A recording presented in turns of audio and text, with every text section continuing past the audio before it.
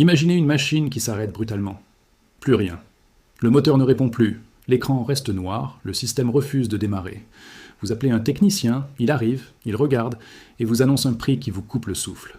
Remplacement complet. 300 €, 500 €, parfois plus. Et pourtant, au fond de cette machine, il y a un tout petit composant, souvent de la taille d'un ongle, qui a lâché. Un élément qui coûte moins de 5 € sur Internet. Mais personne ne vous le dit. Parce que si tout le monde le savait, toute une industrie s'effondrerait. Ce que vous allez apprendre dans les prochaines minutes, c'est quelque chose que les techniciens certifiés, les grandes enseignes de réparation et même les fabricants préfèrent garder dans l'ombre.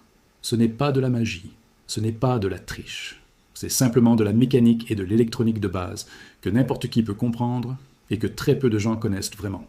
Tout commence par une vérité simple que l'industrie refuse d'admettre ouvertement. Les machines ne meurent presque jamais entièrement. Ce sont des éléments précis, isolés, souvent minuscules, qui cèdent en premier. Et quand l'un d'eux lâche, il peut paralyser l'ensemble du système, même si tout le reste fonctionne parfaitement.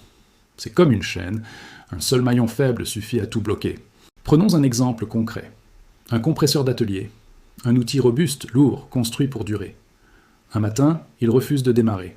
Le moteur est intact, le réservoir est en bon état, les tuyaux ne fuient pas, mais l'appareil est mort. Un électricien vous dit que le moteur est grillé. Devis, 450 €. Pourtant, si vous regardez de plus près, si vous prenez le temps d'inspecter ce petit composant électrique qui se cache près du démarrage, un simple condensateur de démarrage, vous découvrez qu'il est gonflé, déformé, mort. Ce condensateur, ce petit cylindre métallique d'à peine quelques centimètres, coûte entre 2 et 8 € selon la capacité. Et c'est lui, uniquement lui, qui empêchait tout le système de fonctionner. Le condensateur de démarrage, c'est le cœur électrique invisible de beaucoup de moteurs électriques. Son rôle est de créer un décalage de phase dans le courant, ce qui permet au moteur de générer le couple nécessaire pour démarrer. Sans lui, le moteur reçoit bien l'électricité, il peut même chauffer, bourdonner, vibrer, mais il ne tourne pas. Avec le temps, la chaleur, les cycles répétés de démarrage et d'arrêt, le diélectrique interne du condensateur se dégrade, la capacité chute, et le moteur reste bloqué comme si on lui avait coupé les jambes. Ce phénomène ne touche pas seulement les compresseurs, les climatiseurs, les pompes à eau, les machines à laver, les hottes aspirantes industrielles, les ventilateurs de cave. Tous ces appareils utilisent des moteurs électriques avec des condensateurs de démarrage ou de fonctionnement, et tous ces condensateurs vieillissent. Tous finissent par mourir. La plupart du temps bien avant que le reste de la machine ne montre le moindre signe de fatigue. Mais le condensateur n'est pas le seul coupable dans cette histoire. Il existe toute une famille de petits composants discrets, banals en apparence, qui portent sur leurs épaules la responsabilité entière de systèmes bien plus grands qu'eux. Pensez aux micro-interrupteurs, ces minuscules boutons mécaniques, souvent cachés derrière des panneaux, sous des capots, à l'intérieur de portes de machines. Leur mission est simple, détecter une position, une pression, une ouverture, mais ils sont soumis à des milliers, parfois des millions de cycles mécaniques. Et à un moment donné, les contacts internes s'oxydent, la lame métallique se fatigue et le signal disparaît. Une machine industrielle s'arrête. Les opérateurs cherchent la panne. Le diagnostic pointe vers un problème électronique complexe.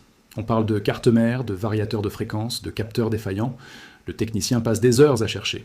Et à la fin, en remontant méthodiquement la chaîne électrique, on trouve ce minuscule micro-interrupteur coincé en position ouverte qui envoyait un signal d'erreur permanent au système. Remplacement ? 3,50 €. Durée de l'intervention, si on savait où chercher dès le début, 10 minutes. Il y a quelque chose de presque philosophique dans cette réalité. Nous vivons dans une culture du tout ou rien, du neuf ou poubelle. Quand quelque chose cesse de fonctionner, notre premier réflexe est d'envisager le remplacement complet. Les fabricants le savent. Ils conçoivent même parfois leurs produits en tenant compte de cette tendance. Pas dans tous les cas, bien sûr, mais le phénomène existe, et il a un nom, l'obsolescence planifiée. La pièce qui lâche n'est pas toujours un accident. Parfois, c'est un calcul. Mais voilà ce que les réparateurs expérimentés savent, et ce qu'ils ne vous diront pas spontanément. La grande majorité des pannes de machines électriques et mécaniques sont dues à moins de 5% de leurs composants. Ce sont presque toujours les mêmes pièces qui cèdent, les mêmes points faibles, les mêmes talons d'Achille, et ces pièces sont presque toujours les moins chères à remplacer. Revenons à un autre scénario. Une perceuse à colonne d'atelier, solide, en fonte, construite dans les années 90. Elle a rendu des milliers de services. Puis, un jour, elle commence à avoir des ratés. La vitesse varie de façon erratique. Parfois elle s'emballe, parfois elle ralentit sans raison. Le propriétaire pense à un problème de variateur électronique. Il cherche à racheter une perceuse neuve. Mais avant, par curiosité, il décide d'ouvrir le boîtier de contrôle. Et là, il découvre un rhéostat, un potentiomètre de contrôle de vitesse, dont la piste conductrice est littéralement usée par des années de friction.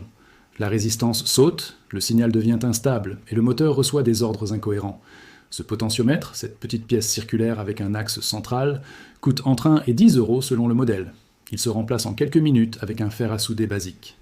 Et la perceuse repart comme si elle venait de sortir d'usine. C'est cette transformation qui est magique. Pas parce que c'est compliqué, mais précisément parce que c'est simple.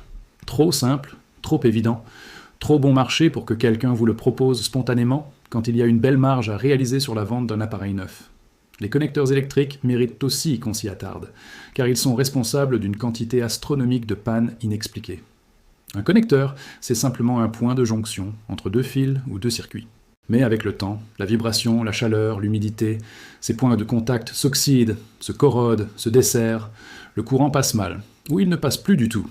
Et le système interprète ça comme une panne grave, un capteur mort, un circuit ouvert. Sur une voiture, par exemple, un connecteur mal fixé sur un capteur de position du vilebrequin peut simuler une panne moteur complète. Code d'erreur alarmant. Voyant moteur allumé. Perte de puissance. En atelier, le diagnostic électronique pointe vers le remplacement du capteur. Coût, entre 50 et 150 €, plus la main-d'œuvre. Mais si quelqu'un prend simplement le temps de nettoyer le connecteur, de vérifier les broches, de resserrer la fixation, parfois juste ça, le problème disparaît. Sans aucune pièce neuve, juste du soin, juste de l'attention portée à un détail que tout le monde avait ignoré. Et si une pièce doit vraiment être remplacée, les connecteurs standards coûtent quelques centimes.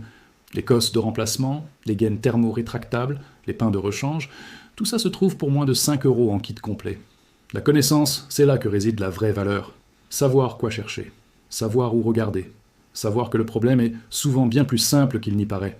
Il faut aussi parler des joints toriques, ces petits anneaux de caoutchouc ou de silicone qui semblent insignifiants, mais qui garantissent l'étanchéité de systèmes hydrauliques, pneumatiques ou de plomberie entiers.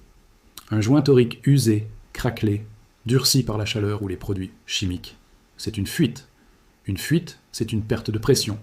Une perte de pression dans un système hydraulique, c'est une machine qui ne peut plus actionner ses vérins, ses pistons, ses mécanismes. Tout s'arrête. Et pourtant, un sachet de joint torique assorti coûte entre 2 et 15 € et contient des dizaines de pièces. La vraie révolution que représente cette approche, c'est un changement de mentalité. Passer du réflexe « c'est cassé », il faut racheter à la question « qu'est-ce qui a exactement cédé et est-ce que je peux le remplacer ?» Ce n'est pas une compétence réservée aux ingénieurs ou aux techniciens diplômés. C'est une curiosité, une méthode, une façon d'observer les choses différemment. Et cette façon de penser peut vous faire économiser des centaines, voire des milliers d'euros sur la durée. Il y a des gens qui font ça au quotidien. Des passionnés, des bricoleurs, des professionnels qui ont compris la leçon il y a longtemps. Ils ouvrent ce que d'autres jettent. Ils cherchent là où d'autres abandonnent. Et très souvent, ils trouvent. Une machine récupérée dans une décharge, remise en état pour 20 € de pièce, revendue ou remise en service pour des années. Ce n'est pas de la récupération, c'est de la compétence. Alors la prochaine fois qu'une machine refuse de démarrer, qu'un outil lâche, qu'un appareil se comporte de manière erratique, avant d'appeler un technicien, avant de consulter les sites de revente, avant de sortir votre carte bancaire pour acheter du neuf, posez-vous une question simple. Est-ce que c'est vraiment mort ? Ou est-ce qu'il y a quelque part, caché dans les entrailles de cette machine, un petit élément discret, fatigué, usé, qui n'attend qu'à être remplacé pour redonner vie à tout le système ? Parce que la réponse, la plupart du temps, vous surprendra. Et votre portefeuille vous en sera reconnaissant.